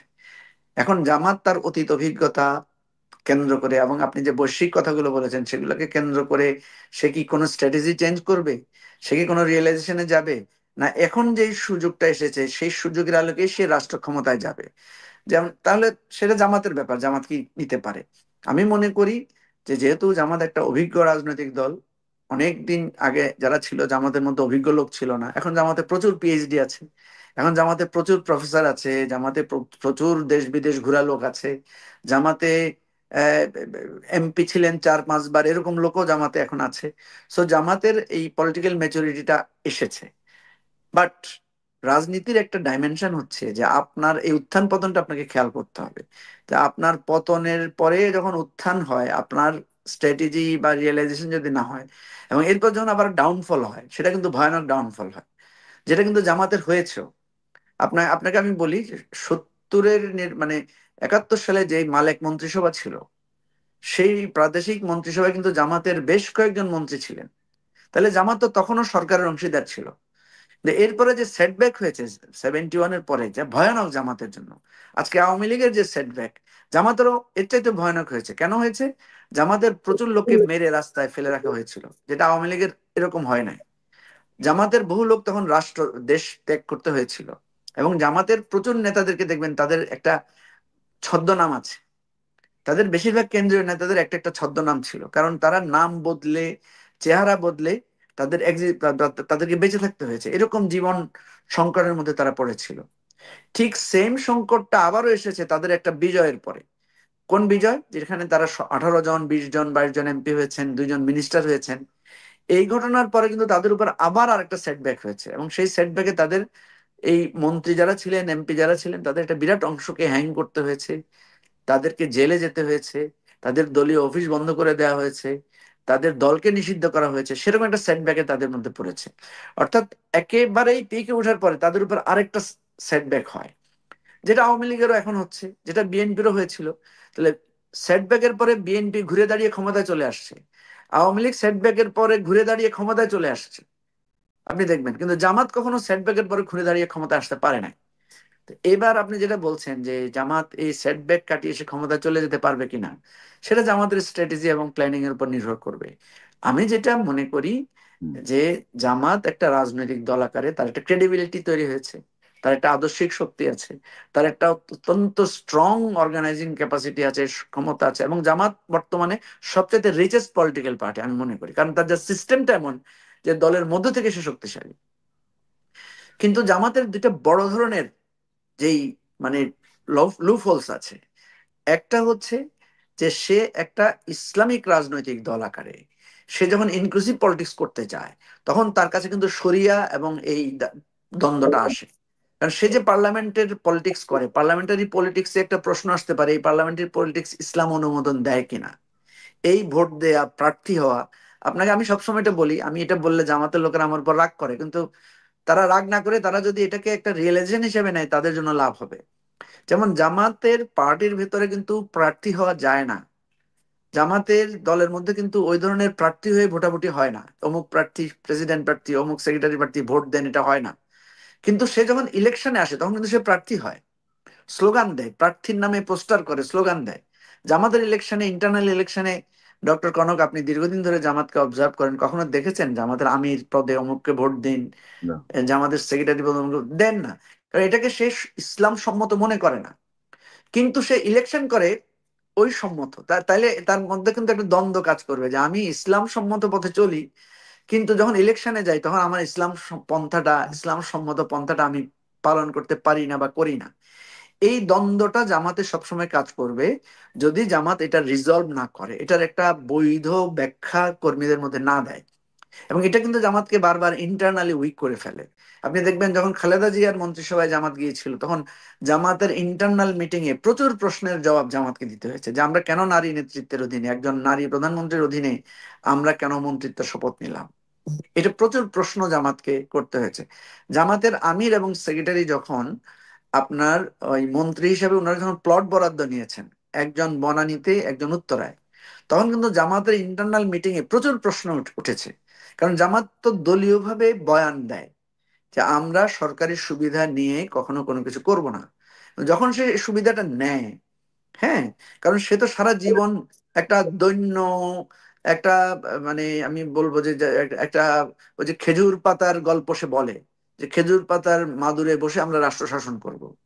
তো যখন সে দেখে যে তার নেতারা পাজেরো গাড়িতে চড়ছে, যখন সে দেখে তার নেতারা সামনে পেছনে পুলিশের পাহারায় যাচ্ছে, মানে বিজনেস ক্লাসে চড়ছে, মানে ওই কর্মীরা আর বুঝতে চেষ্টা করে না। কর্মীরা তারা চিন্তা করে যে আমার নেতা তো ওমরের মতো ছেঁড়া কাপড় পরেই তো শাসন করার কথা, ওনাদের এত শান শওকত কেন। তখন দলের মধ্য থেকে এই প্রশ্নটা বারবার আসে। দলের মধ্য থেকে এই প্রচলিত নির্বাচন ব্যবস্থায় জামাত যখন ইনভলভ হয়, তখন তাকে এই প্রশ্ন, এটা জামাতের একটা পার্মানেন্ট স্ট্রাগল ভিতরে, ইনার, এটা জামাতকে থাকতে হবে। এখন দুই দেখ, নাম্বার হচ্ছে, জি, জি বলেন। দুই জি। নাম্বার যে প্রশ্নটা জামাতকে সবসময় দিবে সেটা হচ্ছে 71 ইস্যু। যদিও তারা মনে করে যে 71 ইস্যু বহুবার বিলীন হয়ে যাবে, এটা বিলীন হয় না। কেন হয় না আমি আপনাকে বলি, যে জামাত 71-এ জামাতের রোল অত খারাপ কিছু, মানে যেভাবে খারাপ বলা হয় অত খারাপ রোল হয়তো ছিল না, কিন্তু যেহেতু নীতিগতভাবে সে এই রাষ্ট্রের পক্ষে ছিল না এবং এটাকে সে রেটিফাই না করে সে আবার স্বাধীনতাকে গ্রহণ করে, তখন এই প্রশ্নটা তার মধ্যে ঘুরপাক খায়। ওই যে আমি আপনাকে যেটা বললাম যে 71-এ জামাতের লোকেরা যে সিরিয়াস নিপীড়নের শিকার হয়েছে, হত্যাকাণ্ডের শিকার হয়েছে, গুপ্ত হত্যার শিকার হয়েছে, এই হত্যাকাণ্ডটা কারা করেছিল? ওই সময় যারা মুক্তিযোদ্ধা ছিল বা মুক্তিযুদ্ধের পক্ষের শক্তি ছিল তারাই করেছে। তাহলে মুক্তিযুদ্ধের পক্ষের সেই শক্তি যখন জামাতের উপরে এই নিপীড়নটা চালিয়েছে, তখন জামাত বলেছে এরা সবাই শহীদ। কিন্তু এখন জামাত এসে বলছে যে মুক্তিযোদ্ধারা হচ্ছে জাতির শ্রেষ্ঠ সন্তান। তো এই কথাটা যখন সে বলে, একজন মানুষ তার পলিসি বক্তব্য বদলাতে পারে, কিন্তু বদলানোর একটা ব্যাখ্যা থাকতে হয়। জামাত এই ব্যাখ্যাটা যতক্ষণ পর্যন্ত হাজির না করবে, এই ব্যাখ্যাটা যতক্ষণ পর্যন্ত ক্লিয়ার না করবে, ততক্ষণ পর্যন্ত এই তাকে 71 ইস্যুতে তার অপোনেন্টরা তাকে সবসময় পোক করবে, তাকে সবসময় এটা দিয়ে প্রশ্নবিদ্ধ করবে। আমি আপনাকে বলি, বিএনপির সাথে জামাত ক্ষমতায় গিয়েছে, একসাথে গিয়েছে না? কিন্তু যখনই বিএনপি জামাতের প্রতিদ্বন্দ্বী হবে, বিএনপি জামাতকে 71 দিয়ে আঘাত করবে। আজকে জামাতের সাথে চরমোনাইয়ের খুব অ্যালাইনমেন্ট, কালকে যখন আবার ওনাদের মধ্যে গন্ডগোল লাগবে, জামাতকে কিন্তু ওই 71 নিয়েই চরমোনাই আঘাত করবে। কারণ আমাদের রাজনীতির জায়গাটা হচ্ছে, আপনাকে আমি যখন শত্রু ভাববো, আপনার উইকনেসের জায়গাটাকে আমি আঘাত করব। এই জন্য 71-এ জামাতের যে উইকনেস আছে, এটা জামাতকে যতবারই জামাত প্রমিনেন্ট হবে, জামাত যদি আজকে প্রমিনেন্ট না হতো এই প্রশ্ন কেউ করতো না। জামাতের লোকেরা যখন এটা বলে, আমি তাদের সাথে এটার সাথে একমত হই, যে আপনারা 71-এ কত বড় অন্যায় করেছেন সেই প্রশ্ন এখানে অপ্রাসঙ্গিক। কারণ আয়ের চাইতে বড় যারা অন্যায় করেছে তারা পলিটিক্যালি গুরুত্বপূর্ণ শক্তি না, তাদেরকে কেউ পোক করবে না। এবং আপনি যখন আওয়ামী লীগের সাথে যান, আওয়ামী লীগও আপনাকে এটা নিয়ে প্রশ্ন তুলবেন। আপনি যখন বিএনপির সাথে যান, বিএনপিও আপনাকে প্রশ্ন না, তুলবে। জামাত তো যখন আপনি, আওয়ামী লীগের সঙ্গে আন্দোলনে ছিল, বিএনপির সাথে আন্দোলনে ছিল, বিএনপির সাথে সরকারে ছিল। মানে জামাত কিন্তু বিভিন্ন সময় বিভিন্ন স্ট্র্যাটেজিক অবস্থানে বলবো আমি ছিল। তো এই যে আপনার কথা থেকে হঠাৎ মাথায় আসলো যে জামাতের সাথে চরমোনাইর ঐক্য হইলো কি করে, মানে এটা কিভাবে সম্ভব? না, জামাতের সাথে চরমোনার ঐক্য আগেও ছিল। এটা আপনি হিস্ট্রিক্যাল একটা ঘটনা হয়তো আপনি জানেন না। হুম। জামাতের সাথে চরমোনাইয়ের এমন কোনো বিরোধ ছিল না। একটা ইত্তেহাদুল উম্মা নামে একটা অ্যাসোসিয়েশন ওনাদের মধ্যে ছিল। ওই চরমোনাইয়ের সাথে তাদের দূরত্বটা তৈরি হয়েছিল কিন্তু ওই ইত্তেহাদুল উম্মাকে নিয়ে। ওখানে দেলোয়ার হোসেন সাইদিকে ইত্তেহাদুল উম্মার একটা ভাইটাল রোলে ওনারা দিয়েছিলেন। তো জামাত তার সাংগঠনিক সিদ্ধান্তে দেলোয়ার হোসেন সাইদিকে সেখান থেকে প্রত্যাহার করে নেয়। এটা নিয়ে চরমোনাইয়ের সাথে তার প্রধানত বিরোধ তৈরি হয়। জামাতের সাথে চরমোনাইয়ের সাংগঠনিক প্রসেসে কিন্তু অসাধারণ মিল আছে।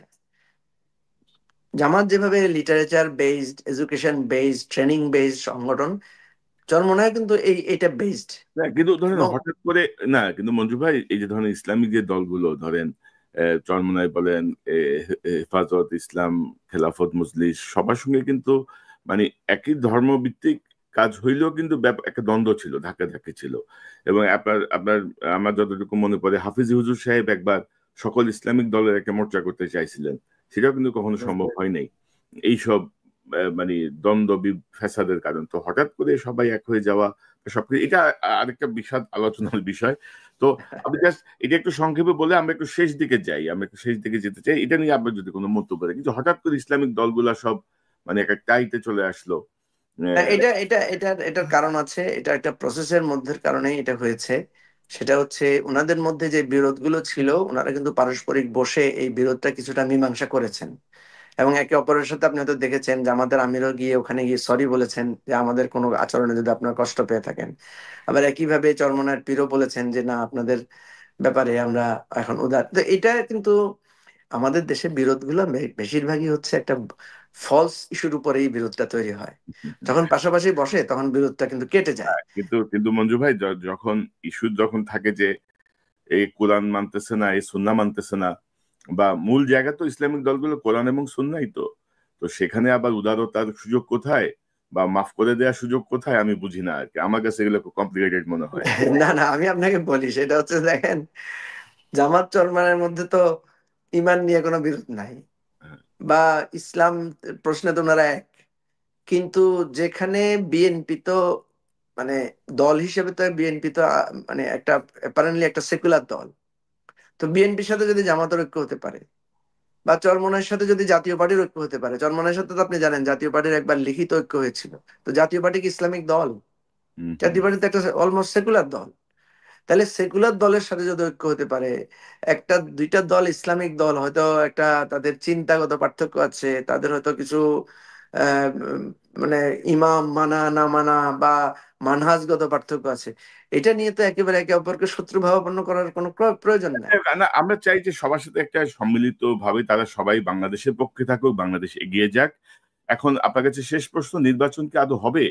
সেই পরিবেশ কি আমরা দেখছি? 4 মাস আগে জাতীয় নির্বাচন, গণভোট যেটা দিয়ে আমরা শুরু করেছিলাম। আপনি মানে এবি পার্টির চেয়ারম্যান হিসেবে আপনি না বলেন, একজন বাংলাদেশের নাগরিক হিসেবে, একজন রাজনৈতিক ব্যক্তি হিসেবে কি মনে করেন? নির্বাচন কি আদৌ হবে? গণভোট না জাতীয় নির্বাচন? নির্বাচন নির্বাচন দেখেন, আমি নির্বাচন হবে কিনা এটা তো এক ধরনের ভবিষ্যৎবাণীর কথা। তা আমি তো ভবিষ্যৎবাণী ওইভাবে করতে পারবো না। আমি যেটা মনে করি সার্বিক নির্বাচন সার্বিক প্রেক্ষাপটে অবশ্যই কি হতে মনে হবে। হচ্ছে? যে সার্বিক প্রেক্ষাপটে কি মনে হচ্ছে? ফেব্রুয়ারি নির্বাচনের কথা বলছি। আমি মনে করি নির্বাচন অবশ্যই হতে হবে। কারণ প্রফেসর ইউনূস সরকারের যে এফিসিয়েন্সির লেভেল কিন্তু আর বাড়বে না। এটা সরি টু সে, এটা ডক্টর কনক, আপনি একজন অভিজ্ঞ সাংবাদিক, আমি আপনাকে বলছি ডক্টর ইউনূস সরকারের এই এফিসিয়েন্সির রেট কিন্তু আর বাড়বে না। Number one. নাম্বার টু হচ্ছে উনি যেই বেসিক ফান্ডামেন্টাল ভুলগুলো করেছেন, এগুলো কিন্তু শুধরানোর কোনো লক্ষণ আমি দেখতে পাচ্ছি না। তো এখন ওনার পক্ষে আর বড় ধরনের আহ, টেনে নিয়ে যাওয়ার সুযোগটাও কম। এখন উনি এতদিন চিন্তা করেছিলেন যে একটা একেবারে অসাধারণ একটা নির্বাচন উপহার দিবেন। আমি যতটুকু জানি উনি এখন অসাধারণ নির্বাচনের কল্পনাও করেন না। উনি মনে করেন যে কোনো মতে একটা গ্রহণযোগ্য নির্বাচন, 91, 2001, 96, এই স্টাইলে যদি একটা ইলেকশন দেওয়া যায়, এটাকে উনি মনে করবেন যে ওনার জন্য এটা সাফল্য। কিন্তু আমি ইলেকশন নিয়ে একটা ভয় দেখি।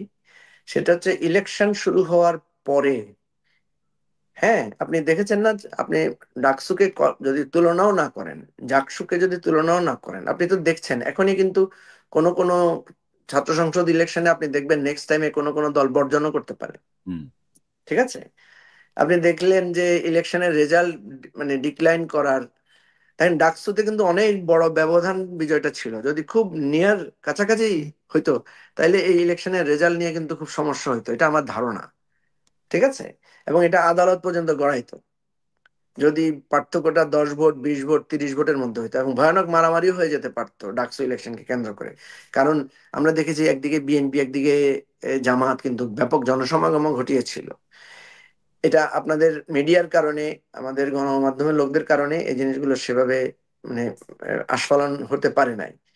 তাহলে ন্যাশনাল ইলেকশন তো আরো ভয়ানক জায়গা, এখানে তো ক্ষমতা পাওয়া না পাওয়ার বিষয়, এবং সেখানে তো লক্ষ লক্ষ ভোটার, কোটি কোটি ভোটারের ব্যাপার। এখানে তো মাত্র 20-30 হাজার ভোটার একটা ইলেকশন। সো আমি যেটা মনে করি যে এই ইলেকশনে যেই মনোভাব আমরা এখন দেখতে পাচ্ছি প্রতিদ্বন্দ্বীদের মধ্যে, যে একজন আরেকজনকে সহ্য না করার মনোভাব, এইটাকে যদি গভর্নমেন্ট একটা গ্রহণযোগ্য জায়গায় নিয়ে আসতে না পারে, একটা সমঝোতামূলক জায়গায় এই ইলেকশনটাকে নিতে না পারে, তাহলে ইলেকশন হয়তো শুরু হবে, কিন্তু শেষ পর্যন্ত একটা গ্রহণযোগ্য ইলেকশনের জায়গায় কনক্লুসিভ পর্যায়ে পৌঁছবে কিনা এটা নিয়ে আমি সন্দিহান। এবং এটার জন্য যে কাজগুলো করা দরকার, অনবরত আমরা সরকারকে বলছি যে আপনার ল অ্যান্ড অর্ডার সিচুয়েশনকে আপনাদের আরো ভালো করতে হবে। আমরা সরকারকে বলছি রাজনৈতিক দলগুলোর মধ্যে একটা সমঝোতামূলক সন্ধি করা দরকার। আমরা বলছি যে ইলেকশন কমিশনকে যে আরো নতুন আইডিয়া এবং প্রসেস ডেভেলপ করা দরকার। তো আমার এই জায়গায় আপনার কনক্লুসিভ কথা হচ্ছে, ইলেকশন ছাড়া আমাদের কোনো উপায় নাই। ফেব্রুয়ারিতে যদি ইলেকশন না হয় তাহলে ভয়ানক অনিশ্চয়তা বাংলাদেশের সামনে অপেক্ষা করছে, নাম্বার ওয়ান। নাম্বার টু হচ্ছে, এই ইলেকশন যদি একটা খারাপ ইলেকশন হয় তাহলে আরো ভয়াবহ মানে ভবিষ্যৎ আমাদের সামনে আসবে। সুতরাং আমাদের এখানে কোনো অপশন নাই।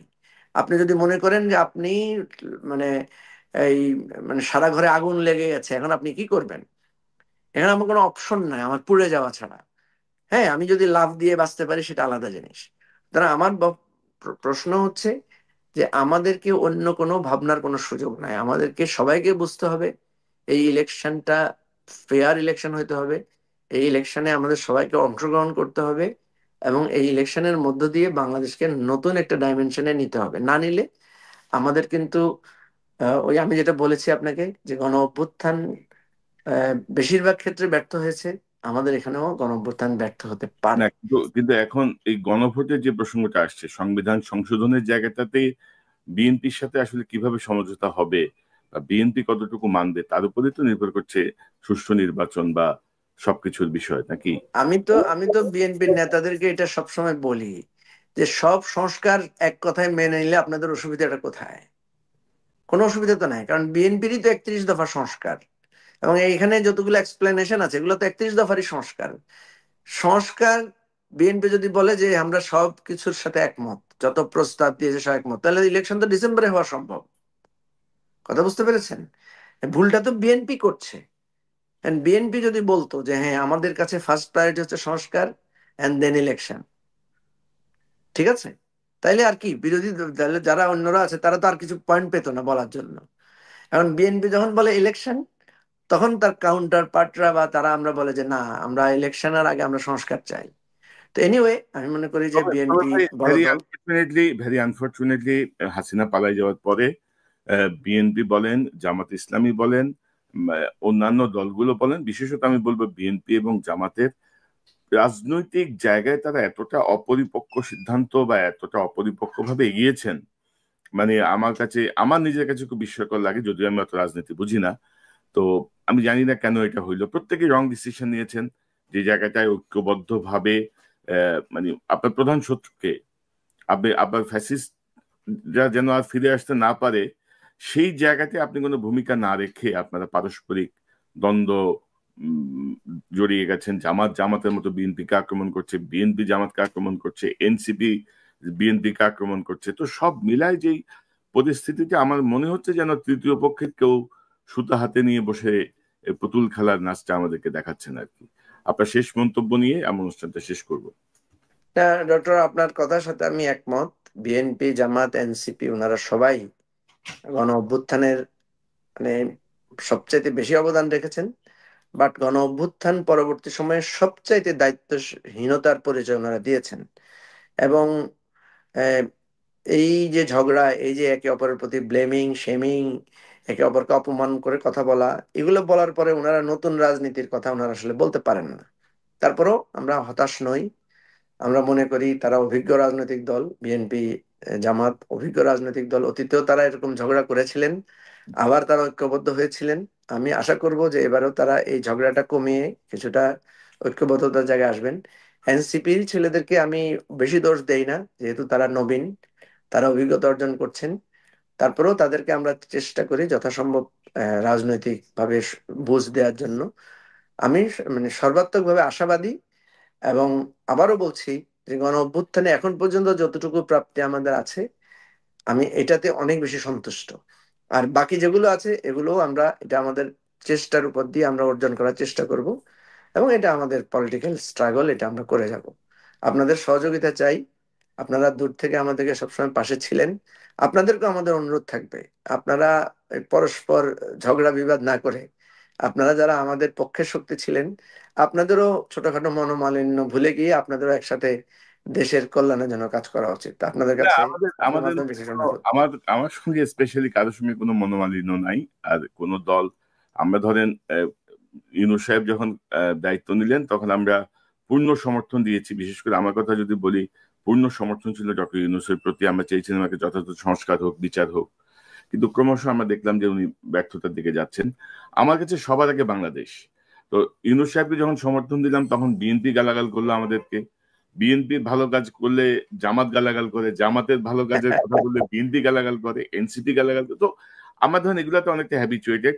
তো আমাদের লক্ষ্য একটাই, সবার আগে বাংলাদেশ। বাংলাদেশকে আমরা একটি গণতান্ত্রিক এবং স্বাধীন সার্বভৌম রাষ্ট্র দেখতে চাই। আমরা কোনো ফ্যাসিবাদ ফিরে আসুক এটা চাই না। অন্তত এটা হচ্ছে আমার আমার একদম স্ট্রং একটা অবস্থান। সেই অবস্থানে ইনশাল্লাহ আমি কাজ করে যাব। জনাব মুজিবুর রহমান মঞ্জু, আপনাকে অসংখ্য ধন্যবাদ। আপনি ধন্যবাদ, ধন্যবাদ। তার মধ্যে অনেক সময় দিলে। নিশ্চয় আমরা নিয়মিত আপনাকে পাবো, অনেক বিষয় নিয়ে খোলামেলা আমরা কথা বলবো, যেটাতে আমাদের নতুন যারা রাজনীতিতে আসছেন তারা এডুকেটেড হবেন, বাংলাদেশের মানুষের কাছে অনেক কিছু স্পষ্ট হবে। আপনাকে অসংখ্য ধন্যবাদ। অনেক ধন্যবাদ। ভালো থাকবেন। Thank you.